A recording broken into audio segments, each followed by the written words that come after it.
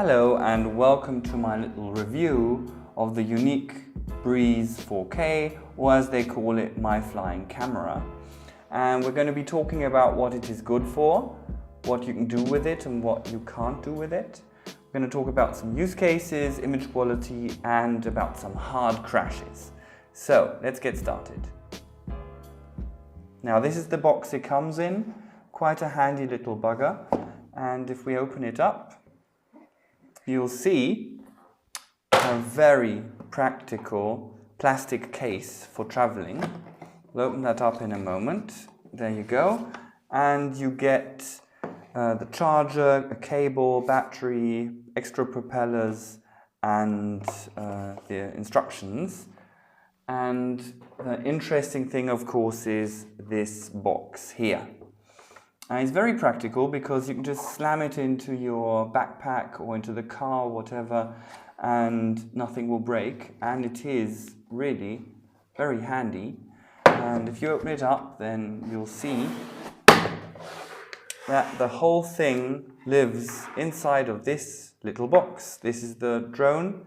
As you can see, it's had some crashes. We'll be talking about that.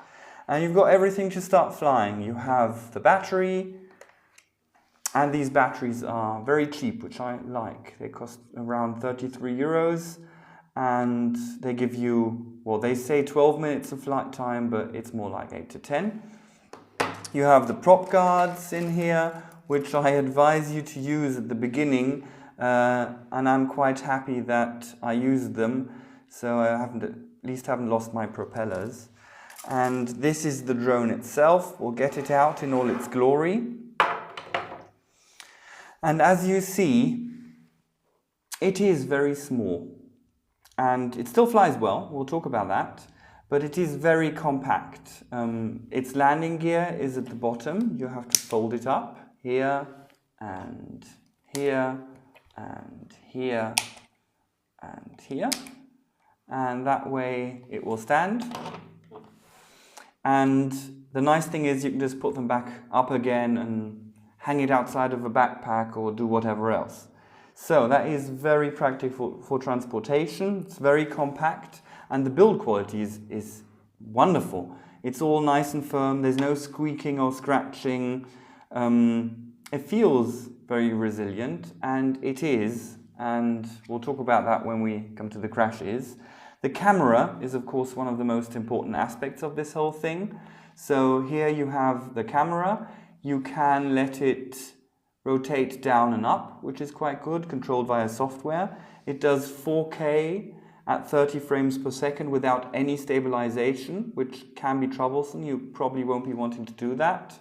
It can also do 1080p at 30 frames with digital stabilization, and it will also do 720p at 60 frames per second, also with stabilization.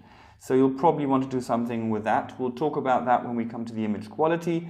It has 16 gigabytes of internal memory, and the interesting thing is it can fly indoors, which opens up a few interesting use cases.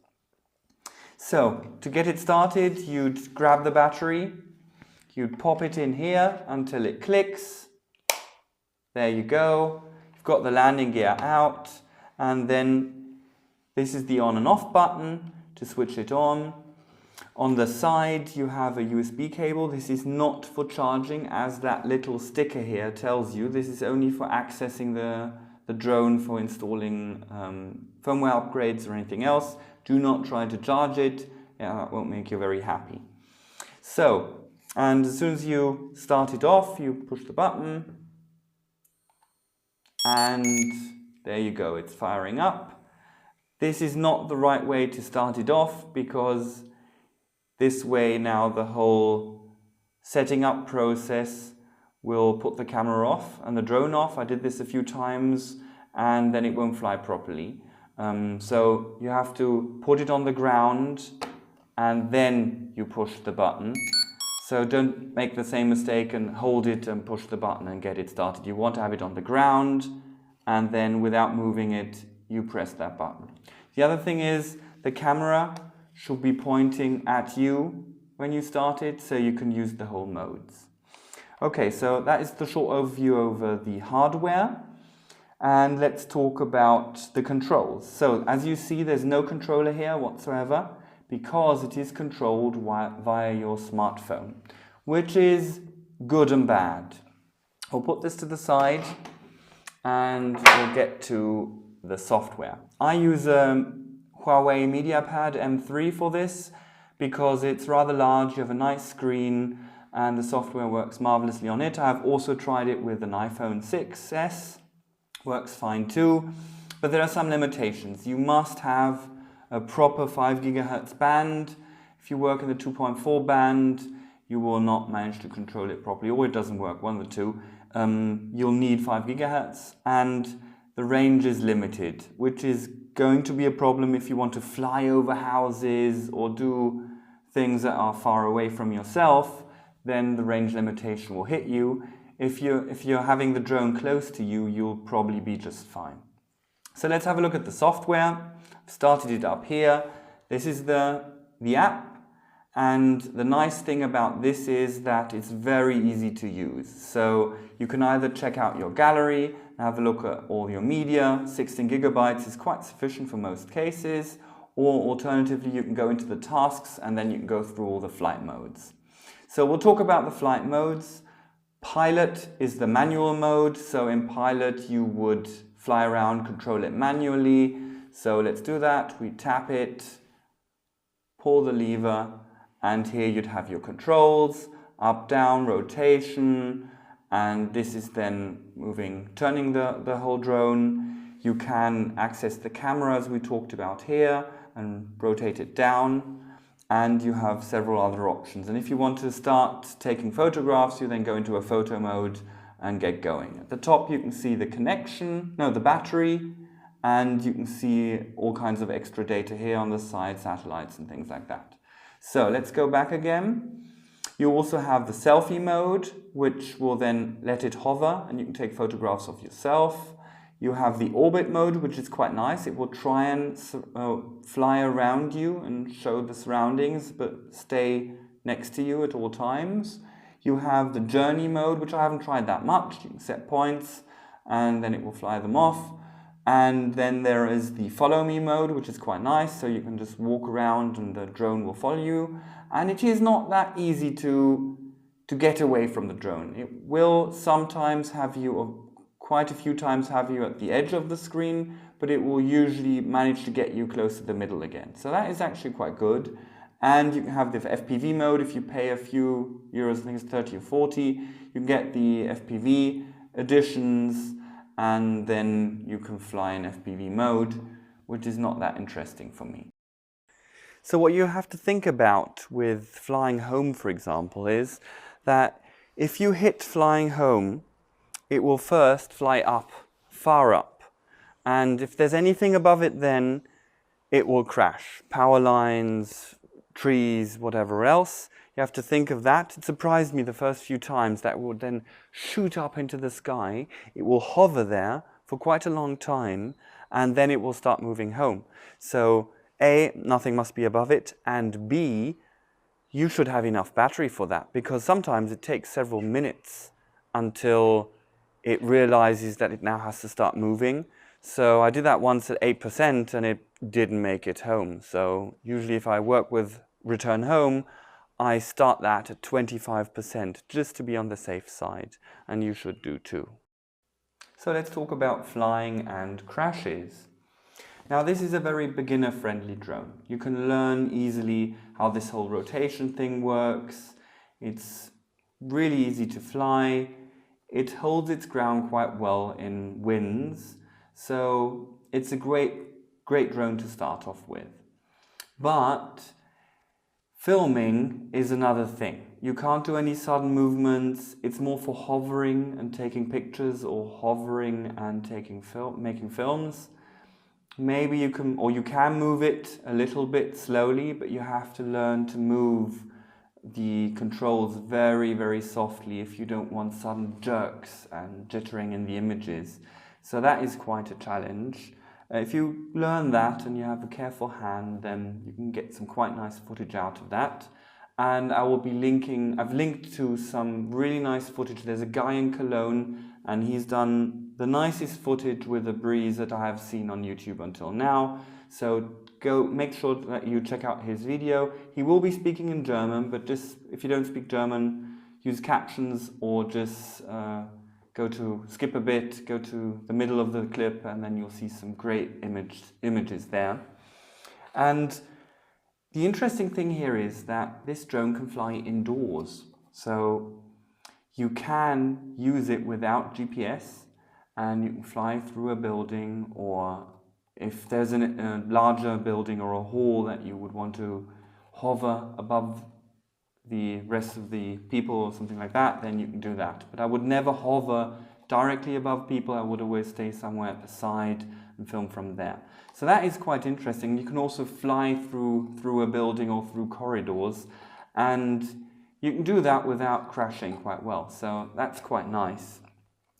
Well, the whole crashing thing, well, I've had my experience with this. Let's put it like that. As you can see, the props have taken quite a bit of beating. This one is torn apart even, you see here. I can pull it apart and you see it's broken there. So I've had my experience with that, and I must say it is very sturdy. I've had 4 very hard crashes with this, and I am very, very happy that it still works. Every time I thought, well, this thing can impossibly have survived that crash. But it did. You switch it off, you wait, switch it on again. Remember that it should be standing on the floor, and you switch it on then, and it will be fine. It will be ready to go again. So the prop guards have really helped me a lot, so beginners should put them on. And I prefer one of the prop guards to die than losing a propeller. They're cheaper.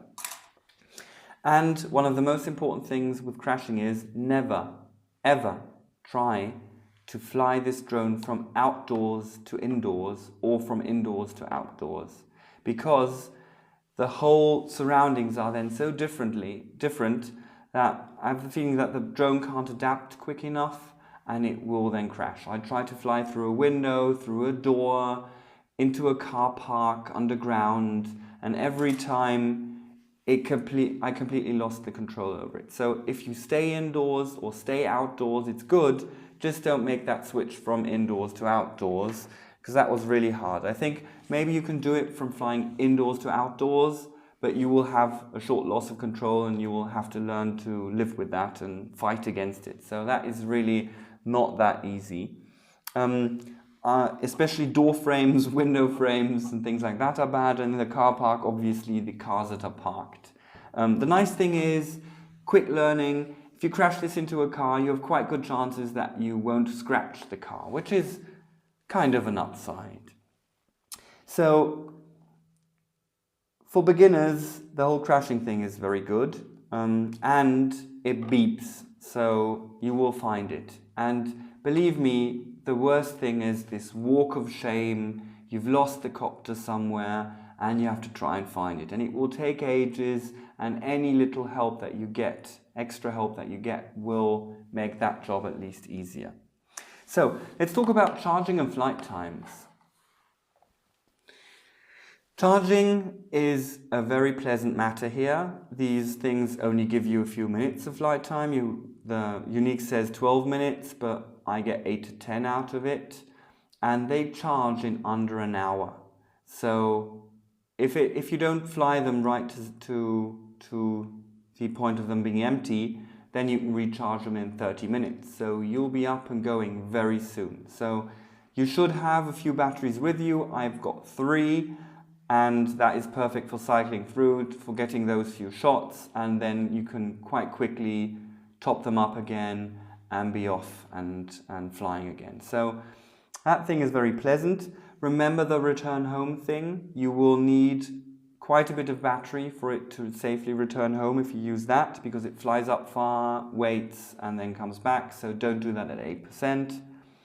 And I must say, this flight time sounds short, and it put me off at the beginning, but you just have to learn to plan your shots a bit beforehand. Then you go up, take the shot, maybe have some extra time, do another bonus shot, and then come back home, switch the battery and be off again. Let's talk about the image quality. In general, I like the image quality. I think it's good. But there's no stabilization at 4K whatsoever, and at 1080p and 720p you only have digital stabilization, which you can see here. The picture jumps around a little bit, and that makes it very difficult. You have to be super careful when shooting, and it shouldn't be too windy. There was a slight wind here, and that makes some of the images difficult. Of course, you have to avoid any kind of sudden movements, because then the image is absolutely useless then. In general, you have 30 frames at 4K and at 1080p, and you can get to 60 frames per second when you're on 720p. And for this price range, I think this is quite acceptable. You have to be careful, you have to learn, you have to practice, and then the results can be quite rewarding, and you get completely new perspectives to buildings, your surroundings, events, or whatever else. But in general, you must consider this drone and this camera more as a camera that you would hover and then steadily stay and shoot your video from and not move around too much. And of course, it's great fun for everyone to play around with that and take photos. So, what is this good for and what isn't it good for? Well, first of all, it's very beginner friendly. It is sturdy, you can survive some really hard crashes with it, and it's easy to use, and you get to learn that flying the drone also has a lot to do with software, with understanding which way it's rotated and things like that. So it's great for beginners.